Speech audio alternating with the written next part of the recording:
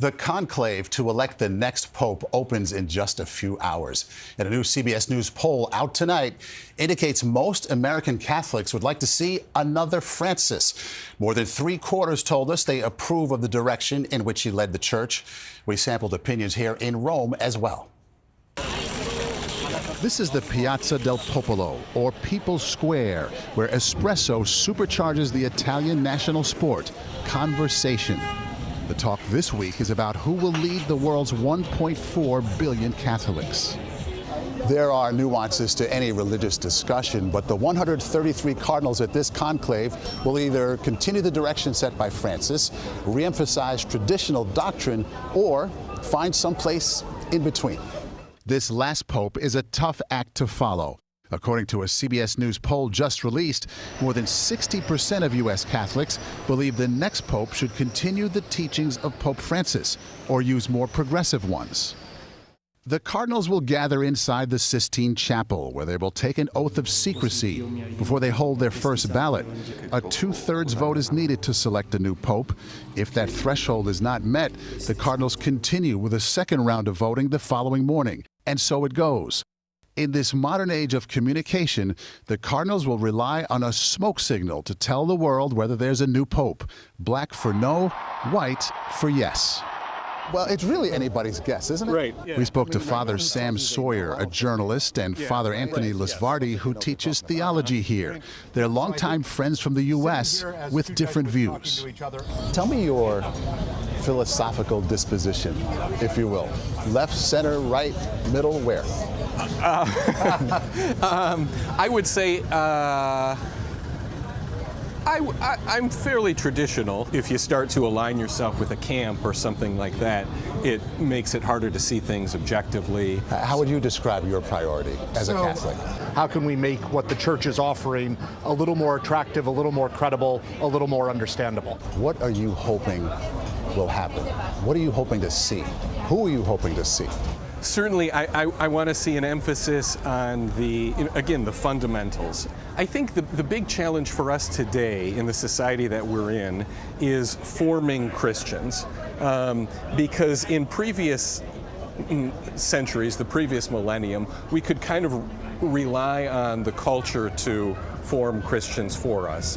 What about you? What are you looking for in the next pope? So some of the things we all remember from Pope Francis, things like him embracing the man with the neurofibromatosis, that kind of encounter made the gospel sort of come alive for people. How long is this conclave going to last? What do you think? I wouldn't be surprised if it goes into next week. Right now, there is a spirit of division within the church that I think is going to make it harder to get to that two-thirds. Father Sam Sawyer's point is the cardinals are from all over the world, the most geographically diverse ever for a conclave, and they have different concerns. In parts of Africa, for example, they may be thinking about things like polygamy or climate change in Australia and New Zealand, and so on, which might take some extra time. We hope it does not. We don't know when the conclave will end, but it begins tomorrow morning with a special mass. And then 133 cardinals will be locked inside the Sistine Chapel. One will come out a pope. Here's Seth Doane. It's a polling place like no other. The Sistine Chapel has been readied, as has the papal cassock, tailored in 3 possible sizes. Everything is ready? Just who will fill that robe is up to these men. And you have to pray so that all things will go well. Who are, well, discreet. You can tell the cardinals from their red hats, or zucchetto, of course, but in these days also from the groups of people and press around them. Cardinal Jean-Paul Vesco of Algeria gave us a glimpse of those official pre-conclave discussions. The tone is very calm, very quiet, very fraternal. Are names mentioned? No names. No. But names are starting to emerge, says papal biographer Austin Ivory. A lot of that king-making is happening now. It's happening over steaming bowls of pasta and white wine all across Rome. On the unofficial shortlist for Pope, Cardinal Pietro Parolin, the Vatican Secretary of State, its top diplomat. Cardinal Parolin is still clearly a front runner. He's well known to people. I think he will get a strong showing. So will Cardinal Tagle, magnificent evangelizer. A native of the Philippines, Luis Antonio Tagle would be the first pope from East Asia. There's Cardinal Pizzaballa, who's well known for his work in the Middle East, knows both Israelis and Palestinians very, very well, and he gets praised by both sides, which is no small achievement. Ivory thinks those in the mold of Francis are more likely to prevail, but there are traditionalists too. Cardinal Peter Erdo, Archbishop of Budapest, has traditionally been understood as the flag bearer of the Conservatives.